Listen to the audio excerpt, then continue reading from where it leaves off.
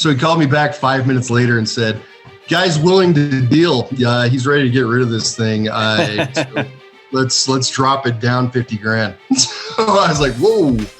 Blaine, thank you for taking time to sit down and do this interview with me. I'm excited to talk to you about your business, your deals, the progress you're making. How you doing? Excellent. Hey, excited to be here, man. And it's great. I got to hang out with you and your wife for a few days in Puerto Rico. Came to my fast track training. That was awesome. It was amazing. And you guys are working together in the business as a couple, and from Utah, South Jordan, Utah. Got started not too long ago. What, about 6 months or so ago? Yeah, I think we started in March. No, it was like July. Oh, okay. I apologize. Nope, it was in July. Yeah, so it goes fast, right? Oh yeah. And tell me, how's your experience been so far in real estate? What's your journey looked like these first 6 months? Been fantastic. So first couple months, so we signed up for the fast track course, and what I really liked about the course is it kind of gave us this is what you should be doing this week. This is your next week. This is what you need to do this week. So it was actually getting out and calling people and getting used to that. So, which, we've been kind of interested in real estate for a really long time. I signed up for a few other places, learned some stuff, but never really did any action on it. And this was the first thing that actually caused us to do it. Yeah. So, and you're working your backyard market there in Utah, right? That's correct. Okay. So are you doing Utah County and Salt Lake County? Yeah. Yes. Yeah. Yep. I think that's smart. And so let's talk about this first deal you got.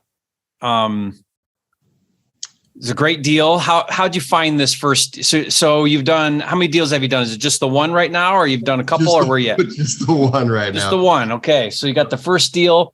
So let's talk about how that deal went down for you. Where'd you find this deal? I found it. Yeah, I just found it on the MLS. Okay. So turned out, so we made an offer on it, and then come to find out when we connected with Nate, he made an offer on it and was rejected. So Melissa found this one on the MLS. It looked okay, just a little outdated, but we were like, you know what? Let's check it out.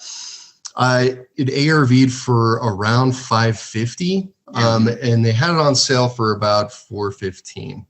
Okay. So we called them up. We said, you know what, we're willing to do $380 on it, and they were totally okay with it. But they didn't counter it.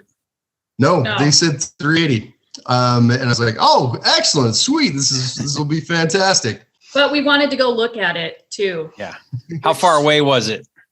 Not very far. Okay. It's actually in my old neighborhood. I actually kind of grew up there. Yeah. Okay. So down in American Fork. So yeah, close by. Yeah. You set up a showing and go look at it. Yeah. And I don't think you usually do that with wholesales, right? You don't really need to go look at it. I mean, you can. Certainly a lot of people do. I talk a lot about just being really careful about the use of time. Yeah. And is that a good use of time? Should you spend the time to go do it? In the beginning, if you're in your backyard, nothing wrong with that. It'll help you learn a lot because you'll kind of see it, get your head around it. And certainly it's a lot easier if you can see the property. You'll get a better idea of the condition, right? Even sometimes meeting cash buyers, you meet them at the property. None of that's wrong. You always want to be thinking, though, in the business about scale. And, if I'm doing 5 deals a month, how could I possibly go look at every deal I get under contract or every offer I make? How could I possibly meet every buyer that's interested in a deal? So you have to start thinking about leveraging your time in an effective way. But it's kind of like the same idea when you fix and flip. Do you manage it yourself? Are you there every day meeting subcontractors? It's not like that's wrong. It's just, it's very difficult to scale the more that you're doing yourself and taking on. One of the biggest things that you can not do is going to look at properties. So in the beginning, if you do something like that, I've got no problem with it as long as you understand that that's not your end game. That's not how you want to run the business. You're just getting your feet wet, right? So, Okay. Always have that in perspective of, you know what? Hey, let's go look at this one. It's our first deal. Let's meet every cash buyer at the property. It's our first deal. That's totally fine. Just know that you've got to keep moving out of those lower level activities so you keep staying high level. Yeah. Right. Yeah. And I totally 100%, we agree with that. It's good that we did go look at it though, because there was something in the proper downstairs in the basement that they didn't put on the MLS. Yeah. There's a giant crack in the foundation. Foundation issue. Yeah. Which we were able, because of that, we were able to negotiate the price down. Yeah. But they wanted us to do 5 days due diligence. So we were like, okay. So let's say, Melissa and Blaine, let's say that you didn't go look at it. The agent didn't disclose that, which they should have, by the way. Mm-hmm. You'll find out real quickly, because what'll happen is you'll send buyers over there and they're going to see it and they're going to call you up and say, hey, did you know there's a foundation issue? And you're going to go, no, call up the agent, renegotiate. So a lot of times we think, well, I can't get the contract because I don't know everything. I haven't seen everything. What if there's something I don't know about? Well, that's why you have contingencies. And trust me, your cash buyers are going to inform you and educate you on what the real numbers are. So then the feedback comes back from your cash buyers, and now you've got new information. Hopefully you've got enough information to where when you contract a property, you're basing it off of information that's legit or enough, but not always. So a lot of times I find out about problems I had no idea about because either the seller or the agent never disclosed it and I never went to the property to see myself. But I always find out afterwards when a cash buyer tells you about it. Yeah. So you saw it though. So you see this foundation issue. You're like, red flag, this is a problem. And then you go back to the agent, and then what happened? Well, so we went back to him. Like we tried to wholesale for a little bit and nobody was buying, or nobody was kind of picking up on it. So that's when we were like, okay, maybe we should, our due diligence came up. So I called him up and said, listen, we're probably going to have to cancel because we found this huge crack in the foundation. And I've got a buddy who kind of does fix and flips a bit. And he's like, listen, that's probably a $50,000 fix. And I told the agent that I was like, listen, this is about $50,000 to fix. So we're probably gonna have to cancel. So he's like, all right, I'll let him know. So he called me back 5 minutes later and said, guy's willing to deal. Yeah, he's ready to get rid of this thing. So let's drop it down $50,000. So I was like, whoa. Okay, now I should be able to find somebody. So it came down from 380 to 320 to 330. 330. I mean, yeah. Okay. So that's when we got in touch. So we sent it out to everybody we could think of, and Nate got in touch with us. Said, hey, listen, do you want to joint venture that? Do you want to joint venture with me on this? Because he had a buyer. And I was like, we were like, oh. Sure. Yeah, we definitely. Yeah. So if you're listening, he's referring to Nathan Payne. He's also in our fast track program, another student. And on this one, I put you in touch with him, right? Because I think, was that right? Yeah. It was on the Facebook page. Yeah. Yeah. Mm-hmm. Yeah. I'm like, man, Nathan's your guy because I knew he was in your market. He steps in. He sees you guys at contract at the 330, right? 330 number. It was a 330, which ironically was about how much he originally offered for the house before we got it. That they rejected. Hey, real quick, if you haven't tried PropWire yet, you're missing out. PropWire has changed the real estate game by giving you property data for free. It's the perfect addition to your real estate business because you get unlimited free searches and unlimited free property downloads. That means no more expensive lists, no more software subscriptions, no more pay-per-lead services, just free data from a nationwide database of 157 million off-market and MLS properties, all at your fingertips 24 hours a day.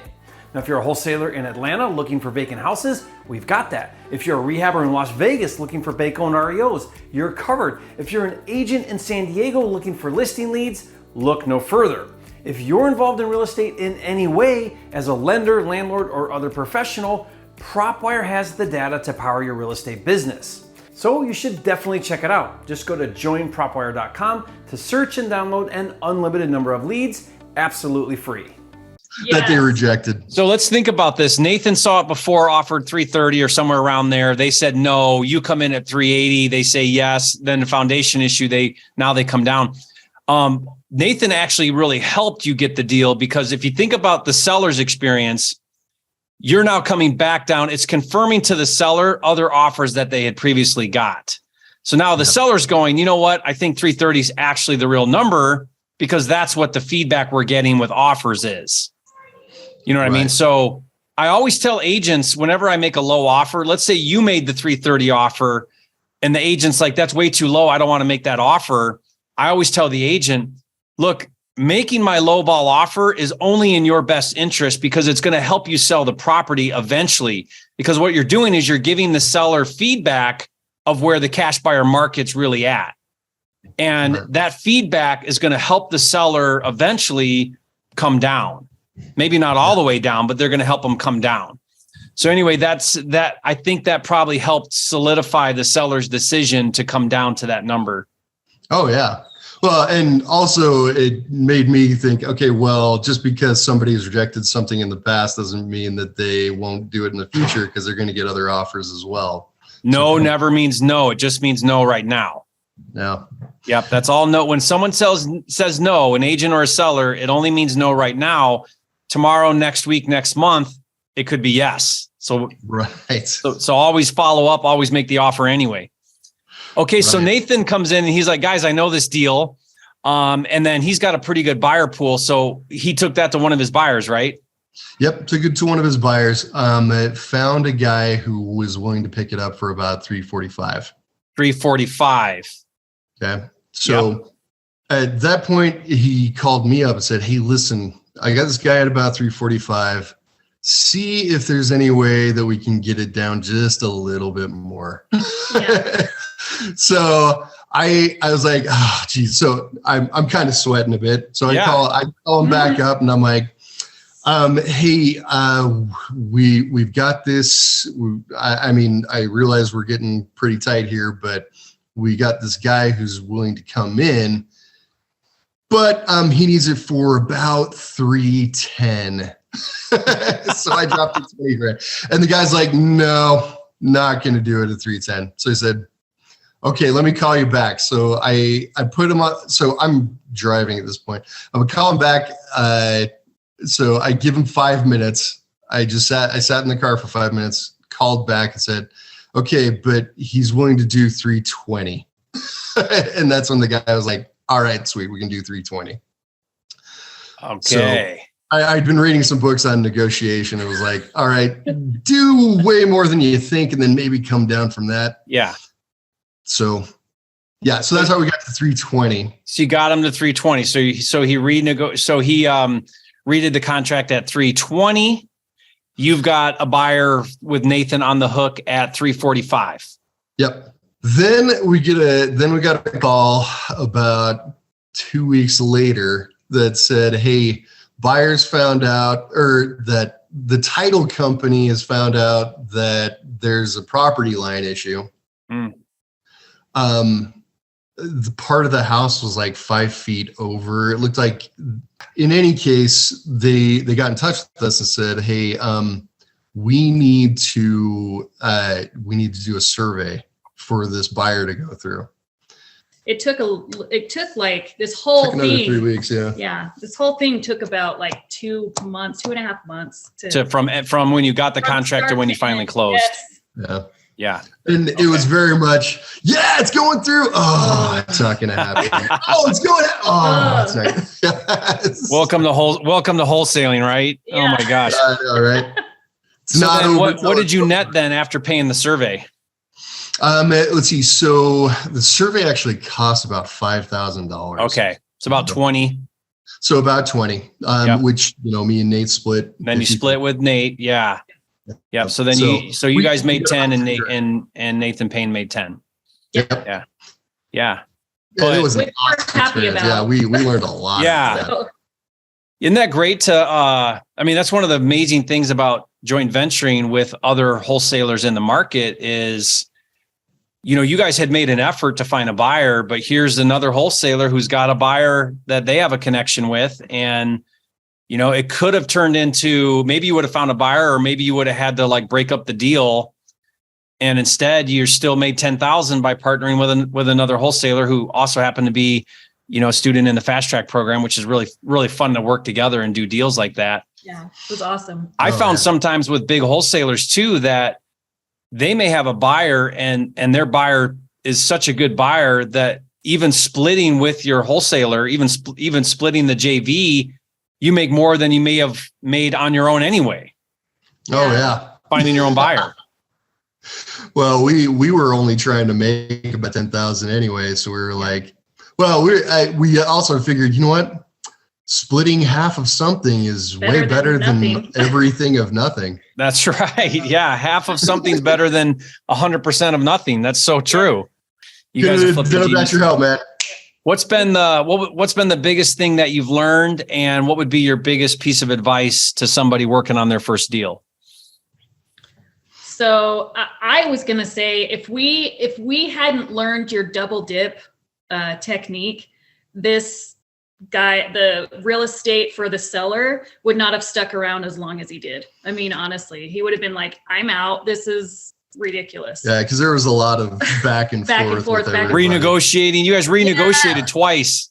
Yeah. Well, and there's a one point, like he kept asking, so is this other guy an agent? Like, is he gonna want the I was like, nope, you're gonna get it, man, and make sure you're getting taken care of. Yeah.